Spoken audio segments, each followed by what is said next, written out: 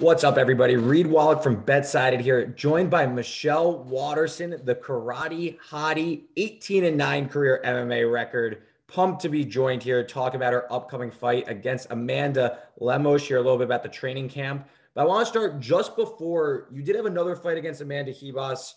You had to pull out due to an injury. I know that, thankfully the recovery time seems to have done you all right, but can you give us a little bit of insight how you're feeling, how this training camp may have been a little different coming off of injury?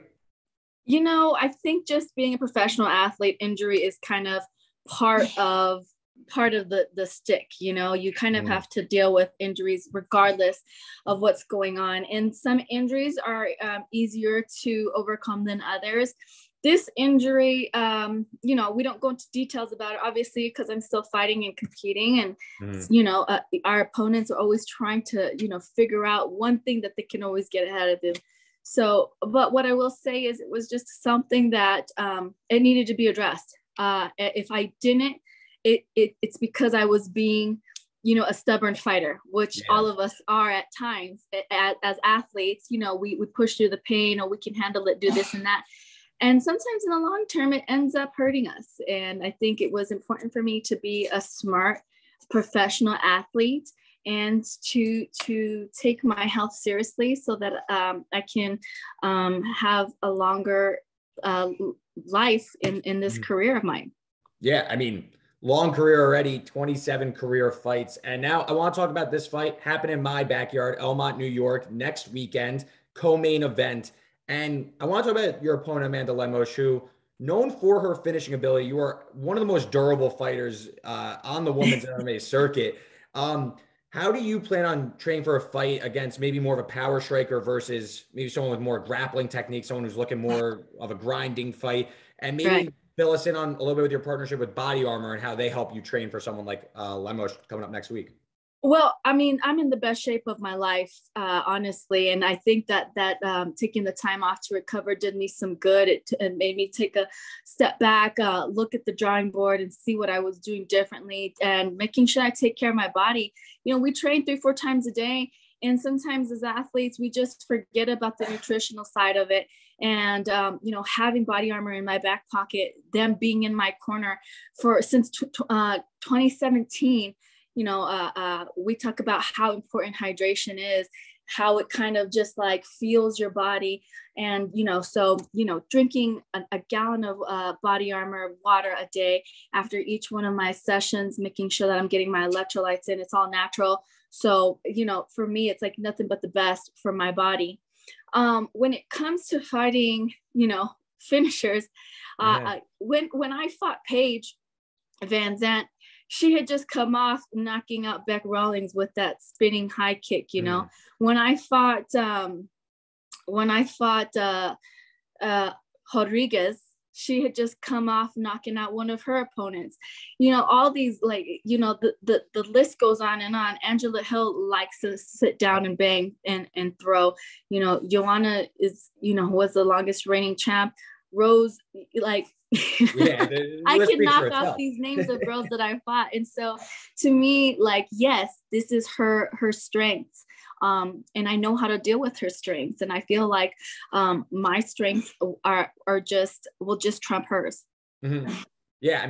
8 straight decision victories after you had earlier in your career, you had a run of submission wins, losses, but now 8 straight decisions. I do come from a betting website over at BetSided. I think the UFC has done as good of a job as any other sports league integrating betting into kind of the nomenclature and the common discussion of all the fights. Do you look at the odds at all? I know with UFC fighters, you're allowed to bet on yourself. Do you look at them? Do you use it as motivation? Do you bet on any of the fights? Every fighter seems to have their own kind of thoughts towards it. I do like to bet on fights. I don't ever bet on myself. I bet on myself when I walk in there, like you're gonna win. Like it's like all the chips are in, we're burning the ship. It's kind of like, and I do that on my own. But when it comes to the stats and things like that, it's just sometimes I feel like the numbers in fighting, the numbers don't reflect a fighter's heart. The numbers don't reflect a fighter's determination. The numbers don't reflect a fighter's grit.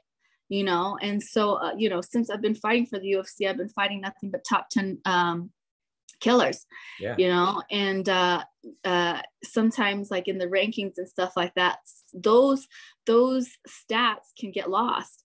And so I think, you know, it's funny because she said that I'm underestimating her, but she's the one that called me out to fight. So I'm like, who's underestimating who? You called me out. I'm not trying. So like, and people like seem to underestimate me. I don't know if it's because I have the nickname of the karate hottie, or if I'm always smiling and super, but you know, when you take all that stuff away, I'm a fighter.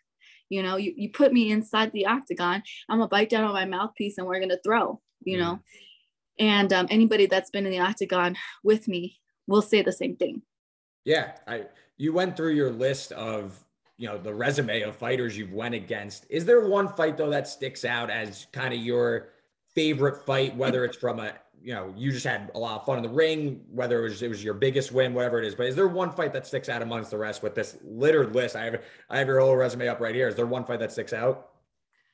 You know, every fight I walk away being a better fighter, a better person, and all the wiser, a better martial artist, right? I loved fighting Paige because it was such a huge fight. It was my first main event. We're getting ready to go 5 rounds. I just finished watching her go, 4 rounds with Rose Namajunas, who kept trying to finish her, and this girl would not get put out, And to be able to come off I was coming off an injury from that fight as well. I broke my hand in my UFC debut.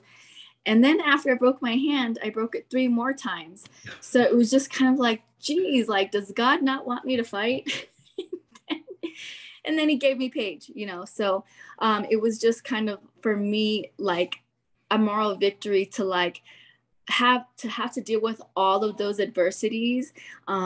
And Paige was this huge name at the time, and to kind of have to fight and sift through all the media and everybody, not necessarily understanding and knowing who I was, and or believing in my skill set, and just like coming on top and being able to finish the way I did. That was just an amazing feeling. Everything just fell into place. I really enjoyed fighting Angela Hill because I felt like it was a back and forth battle, and both her and I took that main event on 1 week's notice because so before that we were slated to fight 3 rounds, and they entrusted us with taking over the main event, and we didn't disappoint. We put on a great show, and it definitely was a test of will at that point, because it was such a jockeying back and forth for position. And it was, I just remember in the 4th round standing up and just being like, let's go. And I like looking over and just seeing her take this deep breath, and I'm like, I got you, and You got it. Like, just like, it's those little moments that, make all the hard work, the training, the sacrifice, worth it. You get to celebrate with your friends, your family, everybody that's always there to support you. Absolutely.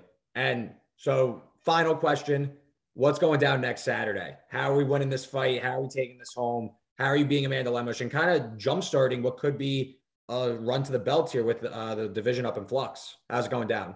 Right. The strawweight division, in my opinion, is just so entertaining. I might be a little biased, but I think it's, the most stacked female division in the UFC. And yeah, right now at the moment it's up for grabs. I always tell people I'm always 1 fight away from fighting for the belt. Like, that's just the caliber of females that I'm fighting since I've been, in the UFC. And so it's weird how fighting works. Sometimes you have to go full circle. And I really believe that I've been able to do that, coming into MMA as a stand-up fighter, and then, knocking out all of these wins with subs, and then coming into the UFC and having to deal with all of these high-level competitors and getting these decisions. I just feel like now I've kind of just settled into myself and my own style, and I'm really circling back to who I am, and I'm feeling grounded, and I'm just excited to get out there and fight for the crowd. I haven't been able to for 4 fights. So it'll be fun. Good. So we're calling a decision victory, sub win. What are we thinking? You know, there's a lot of things that I've been able to do in my UFC career. I've had fight of the nights, I've had sub of the nights, I've fought for the main card. I want to knock out. I want to knock out the night, you know? So like, these are things that I, you know, before everybody's like, oh, you're going for the belt, you're going for the belt. Like right. That's not tangible. That to me is an unrealistic goal right now. What's in front of me? I have an opponent and she likes to stand and bang. So let's go. Good. I love to hear it. Michelle Waterson, everybody check her out next week at UFC Fight Night, Ortega versus Rodriguez from Elmont, New York. And Michelle, best of luck with everything. Thank you.